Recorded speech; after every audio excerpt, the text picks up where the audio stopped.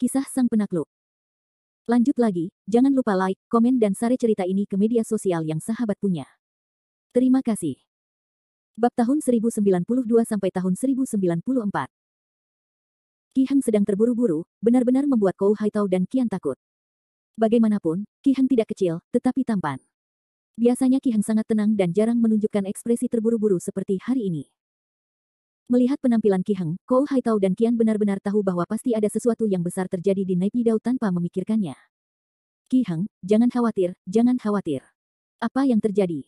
Katakan dengan perlahan. Jangan khawatir. Kou Haitao segera membuka mulutnya untuk menghibur Qi Heng. Mata Qi Heng terbelalak, mulutnya terbuka, dan dia menelan 2 suap air liur. Dia menatap Kou Haitao dan Qian Zhen dengan ekspresi panik. Pada saat ini, jangan bicarakan Kou Haitao dan Qian. Bahkan Yang Wunyuan di satu sisi merasa hatinya telah terangkat ke tenggorokannya. Dia tidak tahu apa yang telah terjadi sehingga membuat Qi Heng begitu cemas.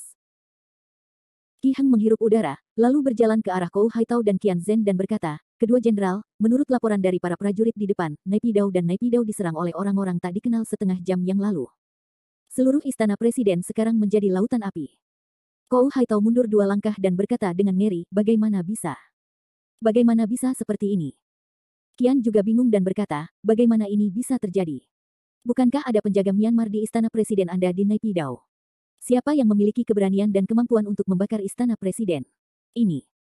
Qi Heng menjadi pucat dan berkata, "Sejujurnya, Panglima tertinggi, bukan hanya istana presiden yang diserang di Naypyidaw. Dilaporkan bahwa semua kamp Burma di sekitar Naypyidaw telah diserang. Dan seharusnya, tidak ada yang bisa melarikan diri hidup-hidup." Deng-deng, Qian Zhen dan Kou Haitao melangkah mundur 2 langkah pada saat yang sama, dan ekspresinya seperti hantu. Ada ratusan ribu penjaga di Kamp Nabitus, dan tidak ada satupun dari mereka yang keluar. Saat ini, Kou Haitao merasa kepalanya benar-benar buta. Dia tidak dapat memikirkan kata-kata Qi Heng. Bisakah mengangkat tangan untuk memusnahkan 100.000 pasukan? Ini. Bibir Kou Haitao pucat dan dia tidak bisa mengucapkan sepatah kata pun. Meskipun sebuah nama terlintas di benaknya, dia tidak berani mengucapkan nama itu karena kaget dan takut. Dia hanya bisa menoleh dan melihat Qian Zhen di sampingnya. Qian Zhen bukanlah Kou Haitao atau seorang seniman bela diri, jadi kata-kata Qi Heng sampai ke telinga Qian Zhen, seolah-olah itu adalah legenda. Namun, sebelum Kou Haitao dan Qian benar-benar tidak bisa bersantai, ruang tamu di seluruh rumah keluarga Xiao meledak lagi. 2 prajurit logistik berseragam militer bergegas keluar dari aula, laporkan kepada 2 marsekal, berita terbaru. Saat ini, Kou Haitao hampir tidak dapat menahan Tuhan barunya dan berkata, "Katakan." Berita dari Myanmar telah datang bahwa beberapa area penanaman barang putih di dekat Naypyidaw dan segitiga emas telah diserang. Tampaknya semua tempat ini telah terbakar habis. Setelah mendengar berita tersebut, sudut mulut Kou Haitao hanya terangkat dan memperlihatkan sedikit senyuman. Itu dia. Kou Haitao terkejut, tetapi tiba-tiba dia menjadi senang dan puas. Wang masih bingung dan berkata, "Lao Gu, kamu tahu di dalam hatimu siapa yang melakukan hal-hal ini?" Kou Haitao mengangkat tangannya dan berkata sambil tersenyum, "Ya, tentu saja. Dia adalah satu-satunya orang di Yunan Selatan yang dapat menyerang Naypyidaw dan puluhan perkebunan barang putih pada saat yang sama. Mayor Kevin Ye."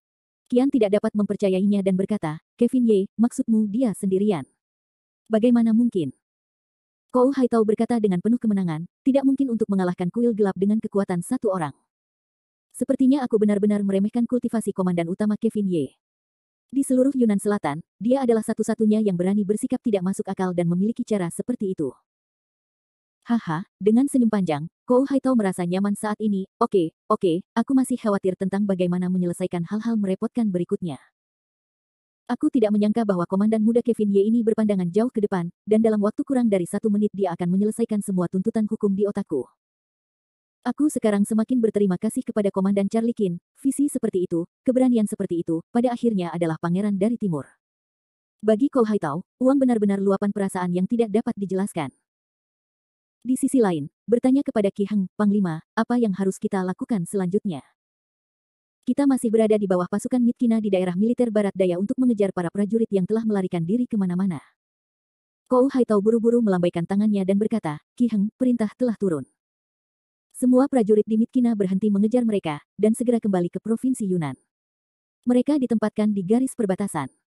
Tidak ada angin yang menggoyang rumput, tidak perlu membayar, dan segera kembali." "Baik, Panglima tertinggi, saya pergi sekarang." Qi Heng berkata lagi dengan tergesa-gesa untuk pergi. Namun, senyum di wajah Kou Haitao tidak dapat dihalangi, dan itu terungkap dengan menyakitkan.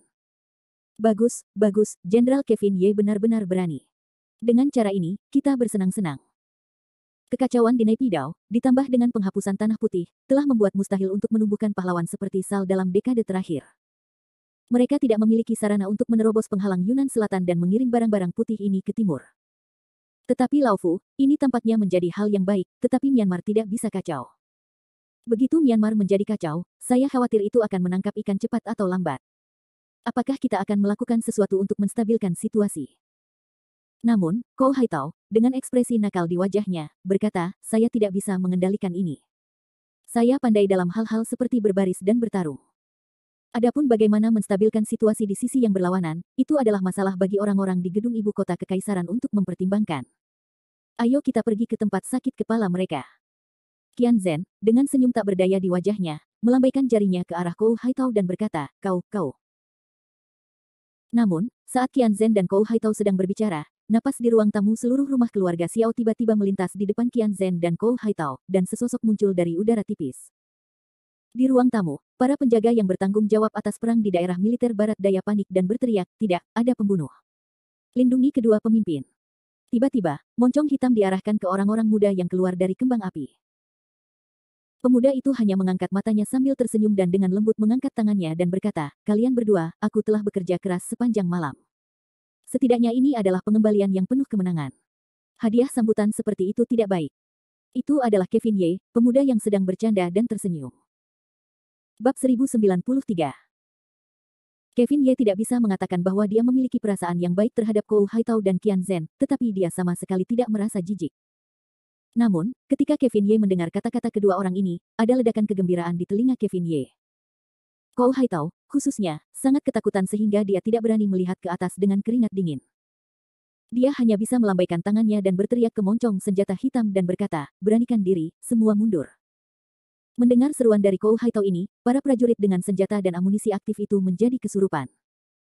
Ketika mereka melihat bahwa bukan orang lain yang berdiri di samping kedua jenderal itu, melainkan komandan muda Kevin Ye. Kerumunan juga berteriak panjang dan membuat mereka merasa nyaman di perut mereka.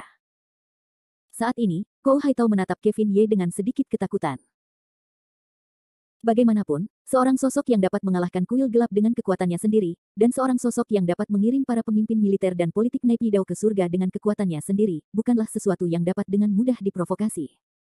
Saat ini, Kou Haitao menatap Kevin Ye dengan lebih hormat daripada yang dia lakukan di awal. Di depan Kevin Ye, Kou Haitao tidak memberi hormat. Sebaliknya, dia melengkungkan tangannya dan berkata, Marsekal muda Ye, orang-orang di bawah tangan orang tua ini tidak masuk akal. Mereka menyinggung komandan muda. Mohon maafkan saya. Kou Haitao tampaknya menyapa Kevin Ye, tetapi dia tidak menggunakan etiket resmi. Tangan yang melengkung ini sangat mirip dengan orang-orang di danau. Kevin Ye tidak peduli. Dia hanya terkekeh dan berkata, kata-kata komandan Kou berat. Itu bukan salah panglima tertinggi. Sebaliknya, saya tahu bahwa saya harus masuk dari gerbang utama, dan saya tidak akan menyebabkan banyak kesalahpahaman. Kevin Ye berkata sambil menyentuh ujung hidungnya dan tertawa. Karena Kevin Ye telah melangkah kali ini, Kou Haitao secara alami turun dari tiang dan berkata sambil tersenyum, terima kasih, orang tua, atas kemurahan hatimu. Saat dia berbicara, Kou Haitao melihat ke atas dan ke bawah ke arah pemuda di depannya. Meskipun Kou Haitao baru saja menebak bahwa Kevin Ye bertanggung jawab atas Naypyidaw dan area penanaman barang-barang putih itu, Kou Haitao masih harus melakukan penyelidikan langsung agar merasa tenang. Ye Shaoshuai, baru saja orang tua itu mendapat berita dari garis depan, mengatakan bahwa Naypyidaw. Kevin Ye secara alami tahu apa yang ingin ditanyakan Kou Haitao, tetapi dia tidak menyembunyikannya.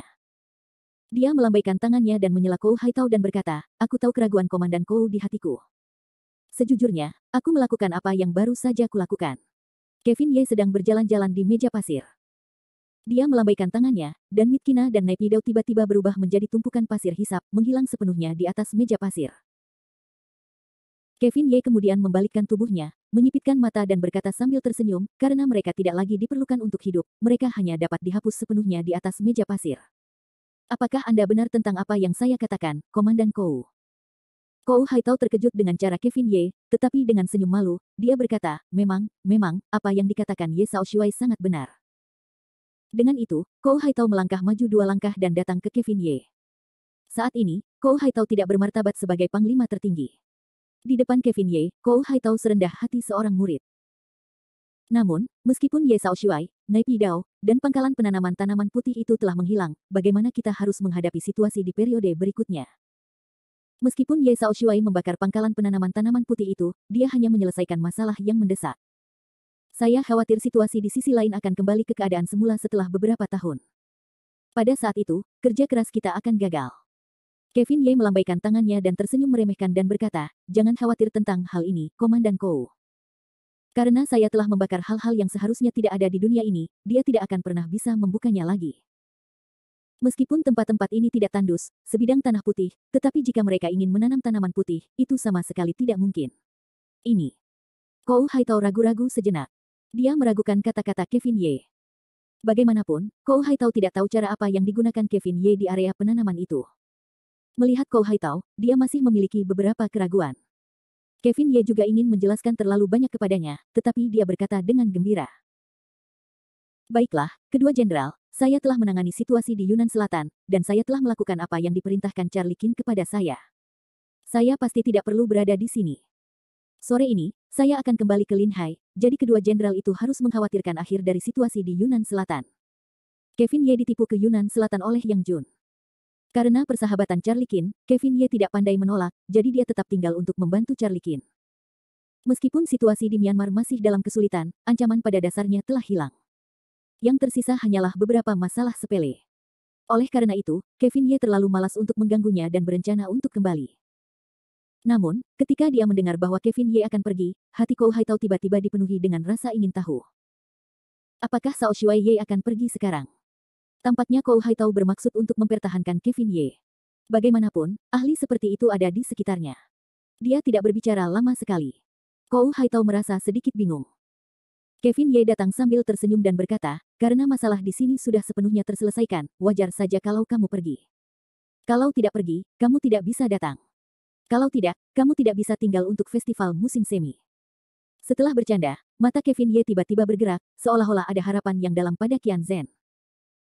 Setelah merenung sejenak, Kevin Ye berkata sambil tersenyum pada Kou Haitao dan Qian Zhen, tapi aku sudah datang ke selatan Yunnan, dan aku sudah saling mengenal.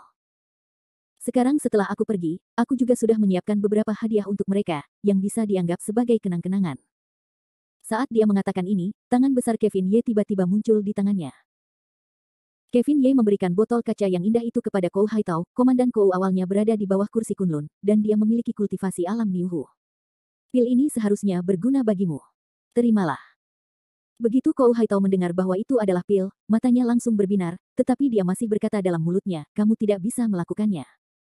Aku tidak bisa minum pil berharga ini. Bisakah kamu mengambilnya kembali?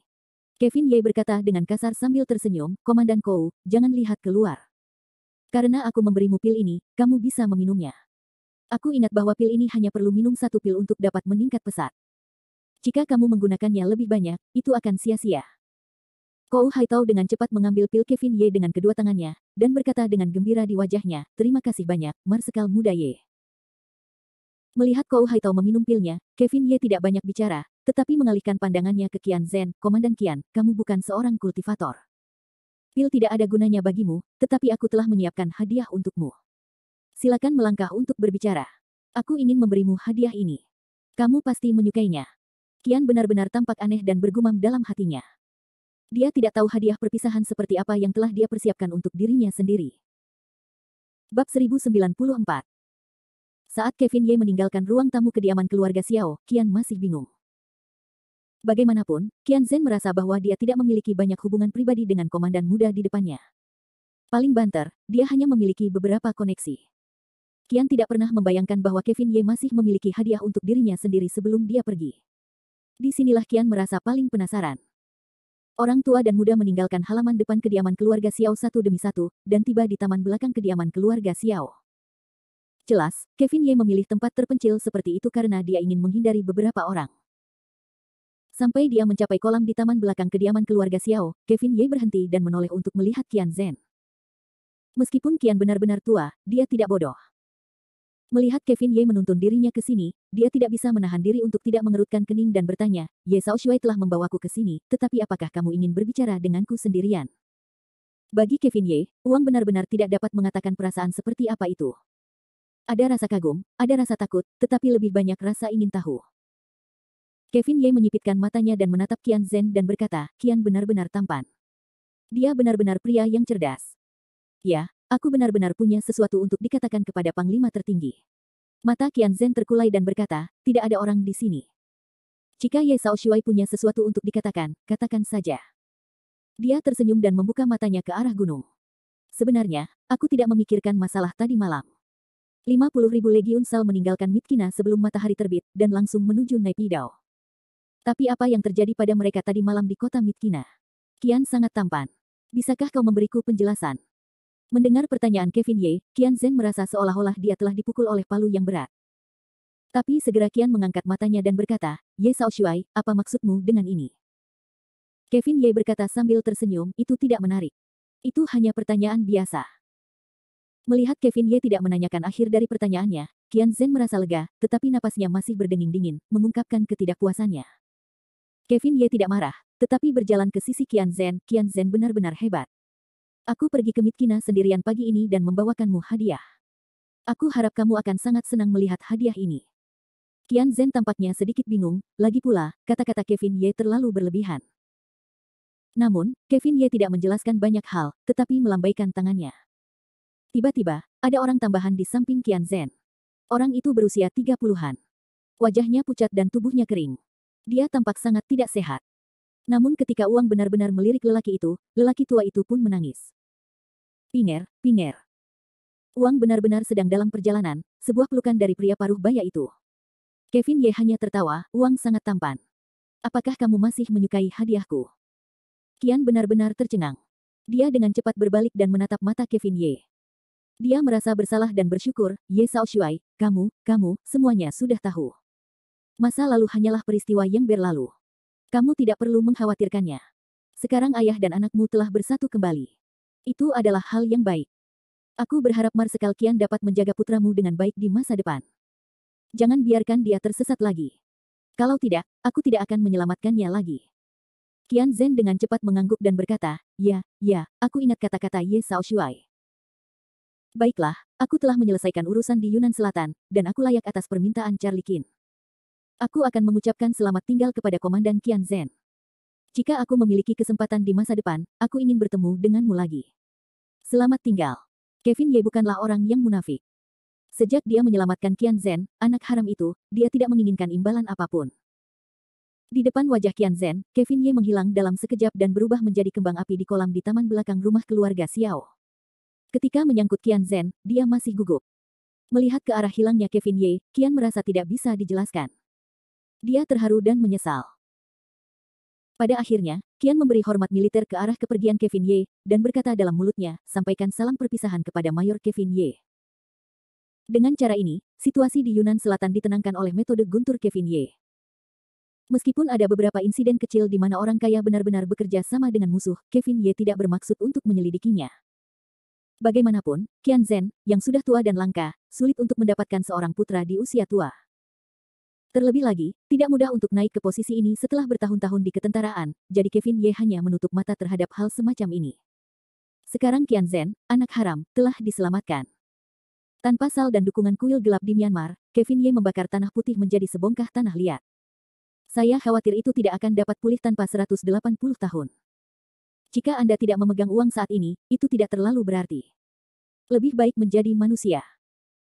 Namun, meskipun situasi di Yunan Selatan telah mereda, Kevin Ye juga ingin segera kembali ke Linhai. Namun, anggota tim pedang biru masih menunggu mereka di kamar timur kediaman Xiao Jia, jadi Kevin Ye tidak segera pergi. Sebaliknya, dia berbalik dan datang ke kamar timur kediaman Xiao Jia.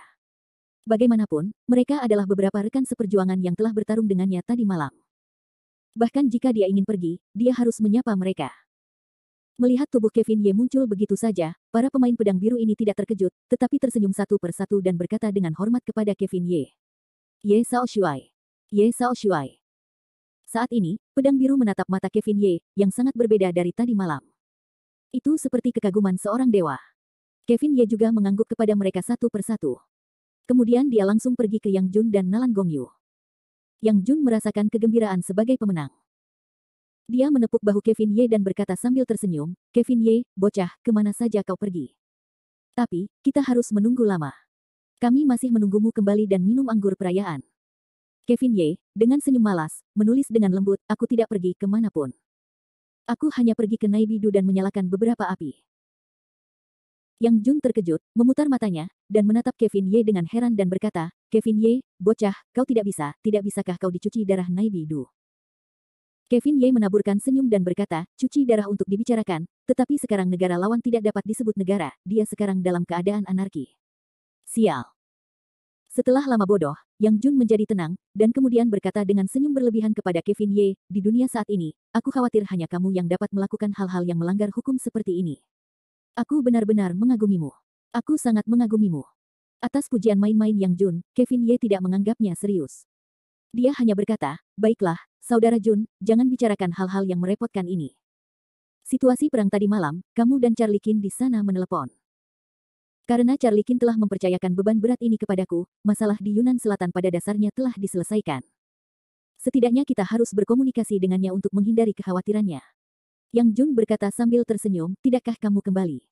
Situasi di Yunan Selatan diserahkan kepadamu oleh kepala, atau kamu harus meneleponnya sendiri? Kevin Ye menganggukkan kepalanya dan berkata, baiklah, aku akan menelepon Charlie Qin di telepon ini. Bagaimanapun, aku telah dipercayakan oleh orang lain untuk setia kepada orang lain. Aku juga berdiri di pos terakhir. Sambil menertawakan dirinya sendiri, Kevin Ye mengeluarkan ponselnya dan bersiap untuk menelepon Charlie Qin. Namun saat ini, raut wajah Kevin Ye tiba-tiba berubah, dia mendongak tajam dan menatap langit di luar pintu. Jangankan Kevin Ye, bahkan Yang Jun pun merasakan kekuatan otoritas yang dahsyat mengalir turun. Di sini, dari mana ini berasal? Ini sangat luar biasa. Siapa ini? Kevin Ye berkata sambil tersenyum dingin, kekuatan sekuat itu seharusnya memiliki level tertinggi Tianyuan. Jika tebakanku benar, orang yang datang dari sisi yang berlawanan seharusnya adalah penguasa kuil dari kuil gelap dan kaisar darah dari klan darah. Apa, kaisar darah? Tiba-tiba, seluruh tim pedang biru di ruang sayap timur mulai meledak. Semua orang saling memandang dan berbisik.